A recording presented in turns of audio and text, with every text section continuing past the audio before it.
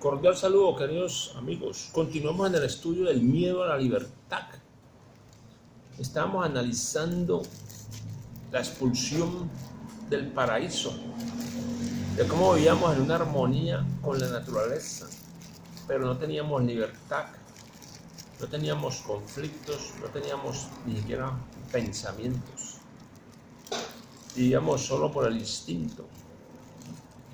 Entonces, habíamos quedado en que si el proceso del desarrollo de la humanidad hubiese sido armónico, si hubiese seguido un plan determinado, entonces ambos aspectos de tal proceso, o sea, el aumento de la fuerza y el aumento de la individuación o individualidad, si hubiéramos tenido fuerza y a la vez individualidad o identidad propia o desarrollo de la personalidad, características peculiares de nosotros mismos, y a la vez hubiéramos tenido fuerza, hubiéramos crecido de una manera armónica, se habría equilibrado exactamente, pero en rigor la historia de la humanidad está llena de conflictos y luchas.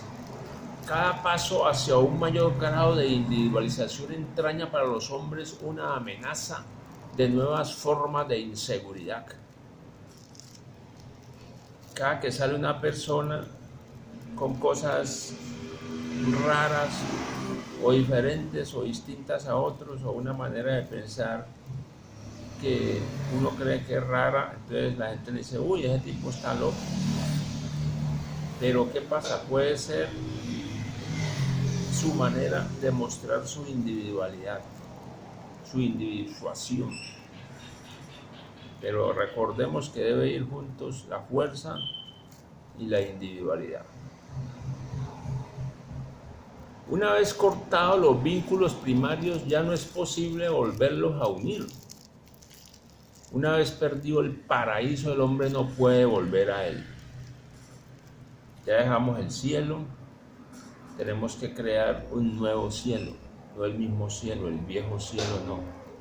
Tenemos que crear un nuevo paraíso aquí en la tierra, con nuevas organizaciones, buscando el bienestar para todos.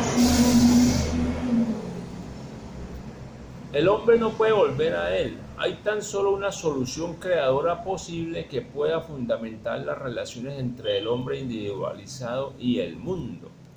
La única solución es la solidaridad activa con los demás hombres y su actividad, trabajo y amor espontáneos, capaces de volverlo a unir con el mundo. Ojo, uno se une al mundo por medio del amor y por medio del trabajo. Así se aleja de la soledad, de la angustia, de la separatidad, de la vergüenza, del aislamiento y por ende de las neurosis. Entonces hay que unirse por medio del amor y del trabajo espontáneo.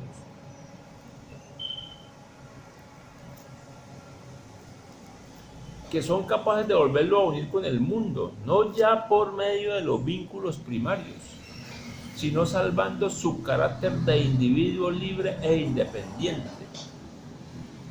Por otra parte, si las condiciones económicas, sociales y políticas de las que depende todo el proceso de individualización humana no ofrecen una base para la realización de la individualidad, en el sentido que se acaba de señalar, en tanto que al propio tiempo se priva a los individuos de aquellos vínculos que le otorgaban seguridad, la falta de sincronización que de ello resulta transforma la libertad en una carga insoportable.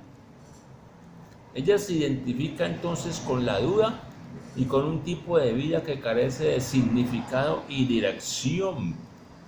Surgen así poderosas tendencias que llevan hacia el abandono de este género de libertad para buscar refugio en la sumisión y la obediencia y en alguna especie de relación con el hombre y el mundo que prometa aliviar la incertidumbre aun cuando prive al individuo de su libertad. Entonces, cuando el hombre se vuelve muy sumiso, muy obediente, que todo lo acepta, eso se vuelve un caldo de cultivo para las dictaduras, para los dictadores, para los que se quieren eternizar en el poder y hacen lo que les da la gana con los impuestos y con la plata del pueblo. La historia europea y americana desde fines de la Edad Media, la historia europea y americana desde fines de la Edad Media no es más que el relato de la emergencia plena del individuo. Es un proceso que se inició en Italia con el Renacimiento. Recuerden que el Renacimiento es la época donde más floreció la cultura, el arte, la música, etc. Y que tan solo ahora parece haber llegado a su culminación. Fueron necesarios más de 4 siglos para destruir el mundo medieval. Imagínense, fueron necesarios 4 siglos, más de 4 siglos para destruir el mundo medieval y para libertar al pueblo de las restricciones más manifiestas. Por eso no podemos volver a eso.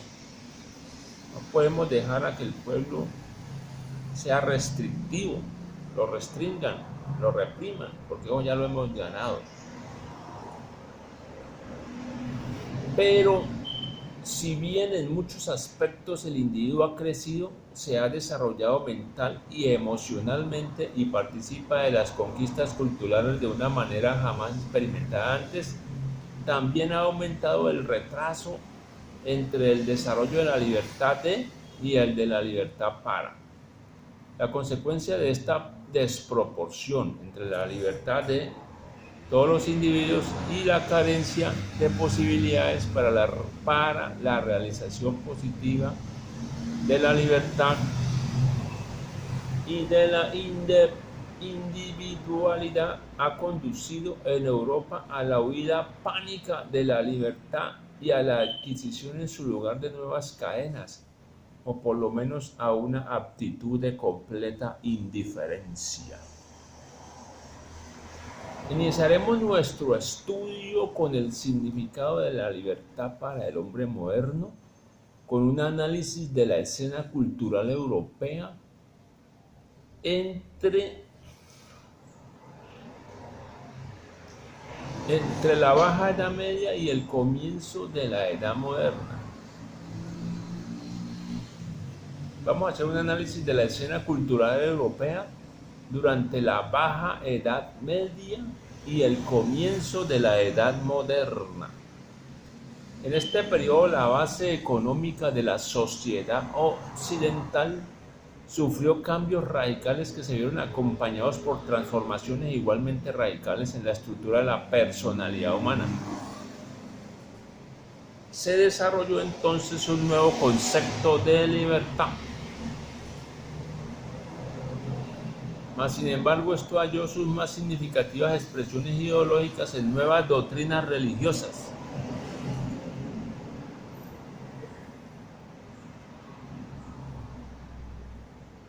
Las de la Reforma. Ahí aparece la Reforma. Cualquier estudio de la libertad en la sociedad moderna debe iniciarse con aquel periodo en el cual fueron colocados los cimientos de la moderna cultura para que ya que esta etapa formativa del hombre moderno ha de permitirnos reconocer con más claridad que cualquier otra época posterior aquel significado ambiguo de la libertad que debía operar a través de esa cultura, por un lado.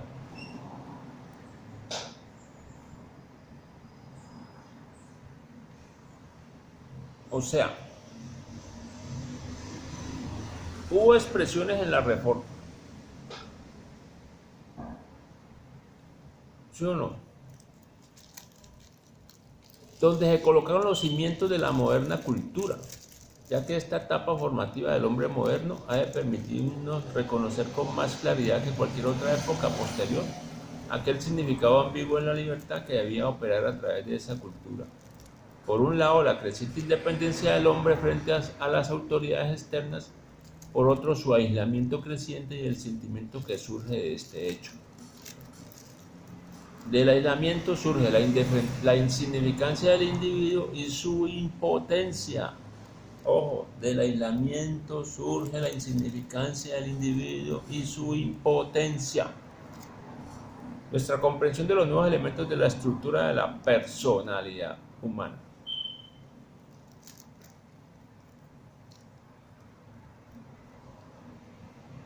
Entonces ya sabemos, del aislamiento surge la impotencia.